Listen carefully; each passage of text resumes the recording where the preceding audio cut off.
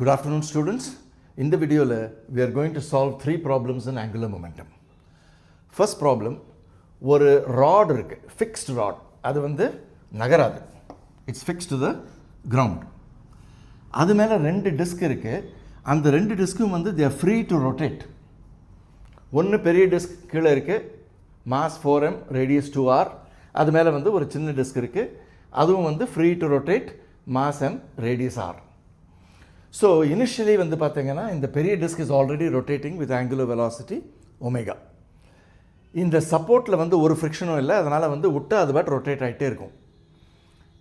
மேல் டிஸ்க் வந்து angular velocity initially 0. இப்போ அந்த மேல் டிஸ்கை வந்து கொண்டு வந்து இந்த கீழ் டிஸ்க் மேலே வைக்கிறோம். அப்போது கீழ் டிஸ்கோடைய ரொட்டேஷனால் because of friction between the two மேல் டிஸ்க்கும் ரொட்டேட் ஆக ஸ்டார்ட் ஆகும். கேள்வி என்னென்னா, what are the final angular velocities of the two discs? Okay, இப்போ யோசனை பண்ணி பாருங்கள். இது ரெண்டுத்துக்கும் நடுவில் வந்து ஃப்ரிக்ஷன் இருக்குது. மேல் டிஸ்க் வந்து இன்னும் ரொட்டேட் ஆகலை, கீழ் டிஸ்க் வந்து அதுக்கடியில் வந்து ரொட்டேட் ஆகிட்டுருக்கு, அதனால் அது வந்து ஸ்லைட் ஆகிட்டுருக்கு. ஸோ அதனால் வந்து ஃப்ரிக்ஷன் என்ன பண்ணும், அந்த மேல் டிஸ்கை வந்து அதுக்கு வந்து ஒரு டார்க், அந்த ஃப்ரிக்ஷன் வந்து ஒரு டார்க் சப்ளை பண்ணும். அந்த டார்க்னால் அந்த மேல் டிஸ்க்கு வந்து ஒரு ஆங்குலர் ஆக்சலரேஷன் கிடைக்கும். அது வந்து அதனுடைய ஆங்குலர் வெலாசிட்டி இன்க்ரீஸ் ஆகும். அதே சமயத்தில் மேல் டிஸ்க் வந்து கீழ் டிஸ்க் மேலே ஃப்ரிக்ஷன் வந்து ஆப்போசிட் டிரெக்ஷனில் எக்ஸர்ட் பண்ணிகிட்ருக்கு. ஸோ கீழ் டிஸ்க் மேலேயும் ஒரு டார்க் இருக்கும். அந்த டார்க் என்ன பண்ணோன்னா கீழ் டிஸ்கோடைய ஆங்குலர் வெலாசிட்டியை குறைக்க ஆரம்பிக்கும். ஸோ கீழ் டிஸ்கோடைய ஆங்குலர் வெலாசிட்டி இங்கே இருக்குது, மேல் டிஸ்கோடது இங்கே இருக்குது. இது இன்க்ரீஸ் ஆகும், அது டிக்ரீஸ் ஆகும் until they both reach the same value. Same value வந்த உடனே அந்த ரெண்டு டிஸ்க்கும் சேர்ந்து ரொட்டேட் ஆகுது. அப்போது ஒரு டிஸ்கை பொறுத்தவரையிலும் இன்னொரு டிஸ்க் வந்து ஸ்லைட் ஆகலை, அதனால் வந்து ரெண்டுத்துக்கும் இடையில் இருக்க ஃப்ரிக்ஷன் வந்து 0 ஆகிடும். So they will continue rotating together with a common angular velocity omega ஃபைனல்னு போடுவோம். ஓகே, ஸோ இதை எப்படி சால்வ் பண்ணுறது? First of all outside forces என்ன இருக்குது? கிராவிட்டி இருக்குது, அது வந்து passing through this axis. So torque பார்த்தோன்னா அதனுடைய டார்க் வந்து 0. எக்ஸ்டர்னல் டார்க்ஸ் பார்க்குறோம். Gravity on both mg, mg, 4mg எல்லாமே வந்து ப்ரொடியூஸ் 0 டார்க். அதை தவிர வந்து இந்த ஆக்சில்ஸ் வந்து எதான ஃபோர்ஸஸ் எக்ஸர்ட் பண்ணிட்டுனா அதனுடைய டார்க்ஸும் 0 தான், because we are taking torque about this axis. இப்போ வேறு என்ன ஃபோர்ஸஸ் இருக்குது? இது ரெண்டுத்துக்கும் நடுவில் வந்து ஃப்ரிக்ஷன் இருக்குது. ஆனால் இது ரெண்டுத்தையும் வந்து சேர்த்து ஒரே சிஸ்டம்னு நான் எடுத்துட்டேன்னா அந்த ஃப்ரிக்ஷன் வந்து it's an internal friction. So கண்டிப்பாக ஃப்ரிக்ஷன் வந்து டார்க் அது மேலே எக்ஸர்ட் பண்ணுறது, கீழ் டிஸ்க் மேலேயும் ஃப்ரிக்ஷன் வந்து டார்க் எக்ஸர்ட் பண்ணுறது. ஆனால் அது வந்து internal forces. So external torques வந்து 0. நம்ம யூஸ் பண்ண போகிற ஈக்குவேஷன் வந்து net external torque on a system is equal to total rate of change of angular momentum. இது 0 ஆச்சுன்னா L is constant. So angular momentum is conserved. So initial angular momentum எவ்வளவு? இது வந்து ஒரு disk. டிஸ்குடைய moment of inertia mr squared by 2. So mass வந்து 4m, radius வந்து 2r, mr squared by 2.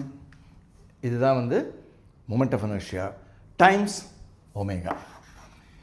இதனுடைய initial angular momentum 0. So total initial angular momentum வந்து இது.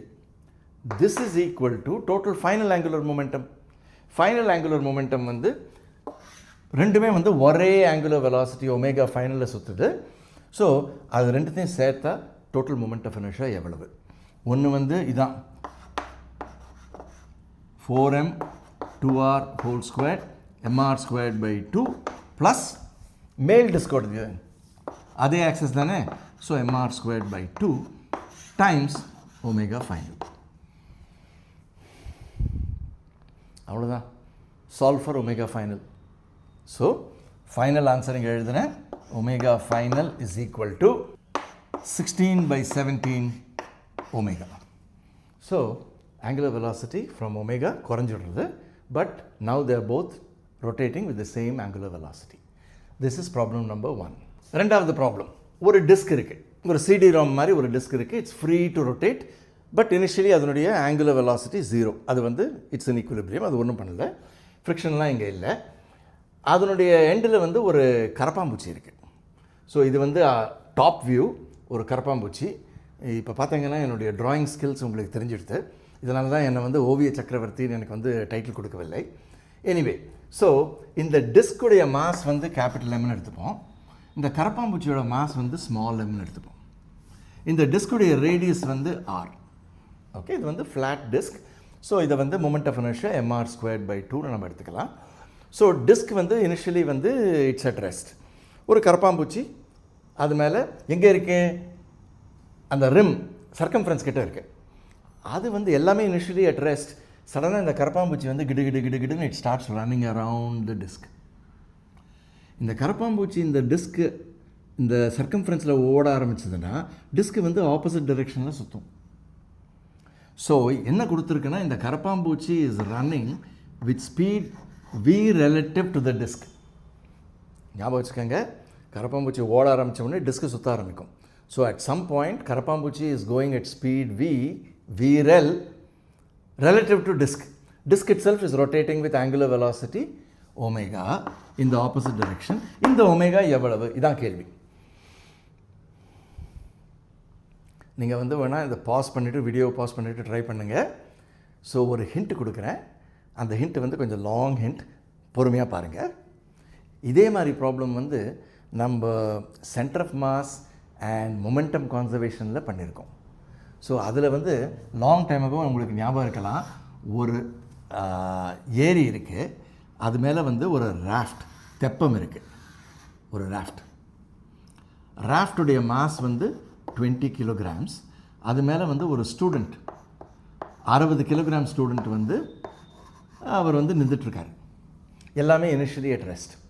இப்போது இந்த 60 kilogram ஸ்டூடெண்ட் வந்து அவர் வந்து he is starting to walk, he starts walking on the raft. அவர் நடக்கிறச்சு ராஃப்ட் வந்து பின்பக்கத்துக்கு போகும். ஸோ இப்போ இதே மாதிரி கேள்வி தான். இந்த ஸ்டூடெண்ட்டுடைய velocity is v relative to the raft. That is, raft பின்பக்கத்துக்கு போயிட்டுருக்கு with some speed u relative to the raft. That is, இந்த ராஃப்ட் ஃப்ரேம் இவருடைய வெலாசிட்டி வந்து v relative. கேள்வி என்னென்னா, what is the speed with which இந்த raft வந்து பின்பக்கத்துக்கு எந்த ஸ்பீடோடு போகிறது, வாட் இஸ் u? அந்த கேள்வி நீங்கள் வந்து பண்ணியிருக்கலாம். ஓகே, இதை பண்ணிவிட்டு அதை பண்ண போகிறேன். ஓகே, ஸோ இந்த ப்ராப்ளம் ஸ்டார்ட் பண்ணுறச்சு total momentum is 0 to begin with. Everything is at rest. Student is walking to the left, raft is moving to the right.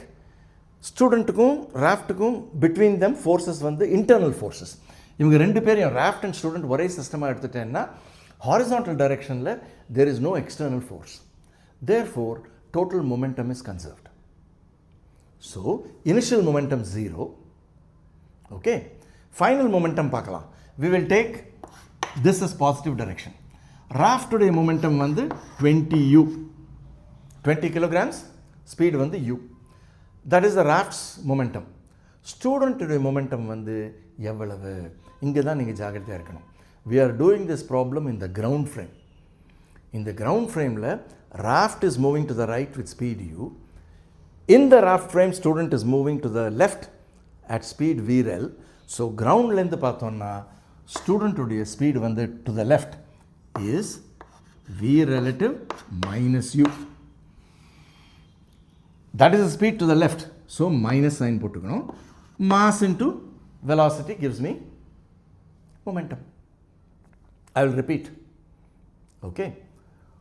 ஒரு ராஃப்ட் வந்து இந்த திசையில் வந்து சப்போஸிங் 5 meters per second ஸ்பீடில் போயிட்டுருக்கு.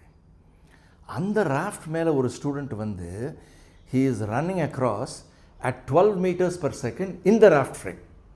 So வெளியிலேருந்து பார்த்தோம்னா பையனுடைய ஸ்பீடு வந்து 12 meters per second, அதே டைமில் வந்து is being taken in the other direction at 5 meters per second. So in the ground frame his speed will be 12 minus 5, 7 meters per second in the ground frame to the left. So v relative minus u to the left. So v relative வந்து supposing it's given as 4 meters per second வச்சுப்போம். Okay. So இந்த v relative வந்து அது கொடுத்துருக்கும் 4ன்னு வச்சுப்போம். So this is the total momentum has to be 0. இப்போ நீங்கள் வந்து u கால்குலேட் பண்ணிக்கோங்க. ஸோ இதுலேருந்து u எவ்வளோ வருது, 20u plus 60u, 80u. 80u is equal to இந்த 240 அந்த பக்கம் எடுத்துன்னு போங்க. 240 divided by 80, 3 meters per second. This is a problem. நீங்கள் வந்து momentum conservationல போட்டிருக்கலாம். எனிவே இப்போ தெரிஞ்சிடுச்சு. அதே மாதிரி ஐடியா இங்கே நீங்கள் வந்து யூஸ் பண்ணணும்.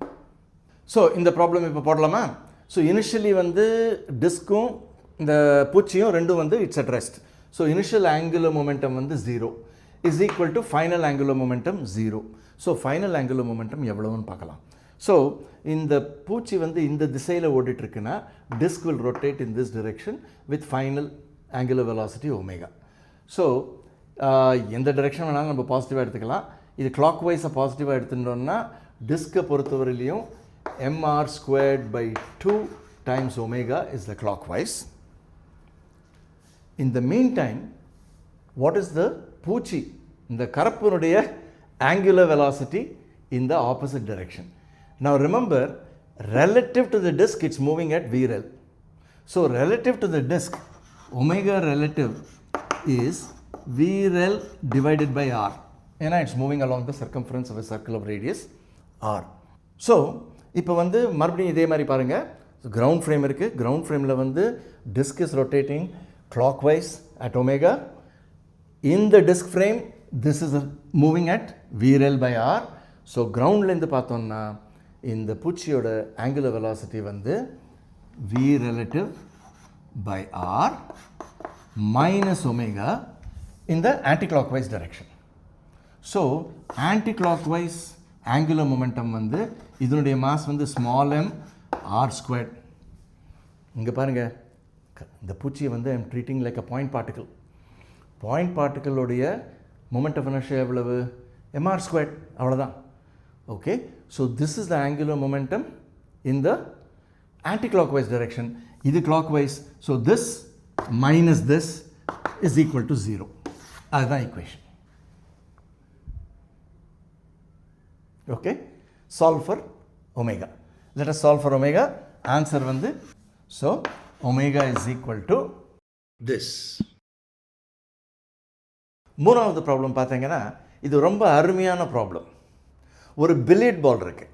அது வந்து solid sphere, moment of inertia 2/5 mr². அந்த பில்லியர்ட் பால் என்ன பண்ணுறது?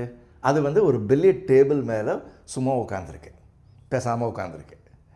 இப்போ நீங்கள் என்ன பண்ணுறீங்க, ஒரு அந்த கம்பு இல்லை, அந்த குச்சி, அதுக்கு வந்து கியூ ஸ்டிக்னு சொல்லுவோம். அதை எடுத்துட்டு நீங்கள் டக்குன்னு ஒரு அடி அடிக்கிறீங்க. அப்படின்னா யூஆர் டெலிவரிங் அன் இம்பல்ஸ். இம்பல்ஸ்னால் என்ன? மொமெண்டம். ஒரு மொமெண்டம் டக்குன்னு கொடுக்குறீங்க. ஆனால் அந்த டக் அது வந்து அதனுடைய டைம் இன்டர்வல் வந்து ரொம்ப கம்மி. அந்த டைம் இன்டர்வலில் ஹாரிசான்டல் டைரெக்ஷன், இப்போ பில்லியர்ட் டேபிள் மேலே கண்டிப்பாக ஃப்ரிக்ஷன் இருக்குது. அந்த ஃப்ரிக்ஷனல் ஃபோர்ஸ் எதான இம்பல்ஸ் கொடுக்குறதா? இல்லை. ஏன்னா இன்டெக்ரல் f dt அந்த impulse of the friction is very very negligible because time interval is very small.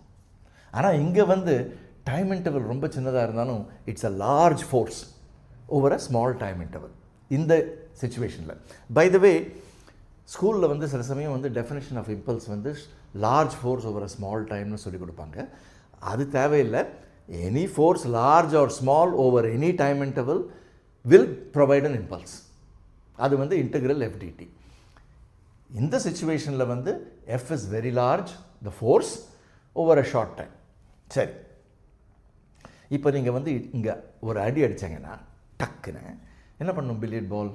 அது வந்து it will translate velocity of centre mass அது கிடைக்கும்.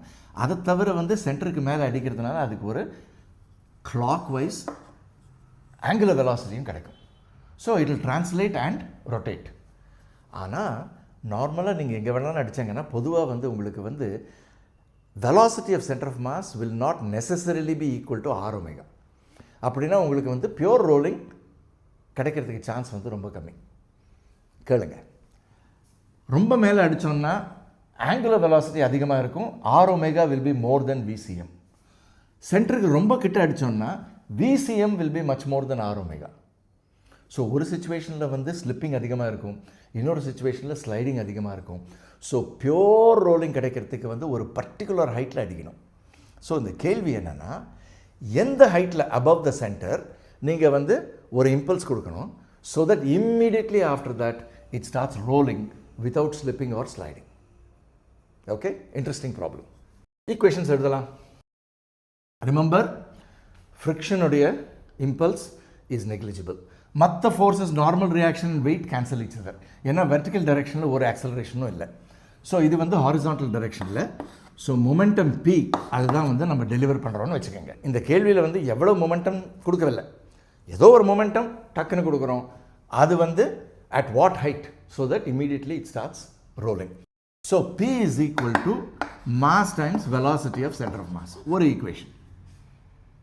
Net external impulse is equal to momentum of the system, which is equal to total mass multiplied by velocity of center of mass. இது ஒரு equation. ரெண்டாவது angular impulse. Angular impulse எப்படி கண்டுபிடிக்கிறது? line of action of momentum எடுத்துட்டு perpendicular டிஸ்டன்ஸால் multiply பண்ணணும். Line of action of momentum எடுத்துட்டு perpendicular டிஸ்டன்ஸால் மல்டிப்ளை பண்ணணும்.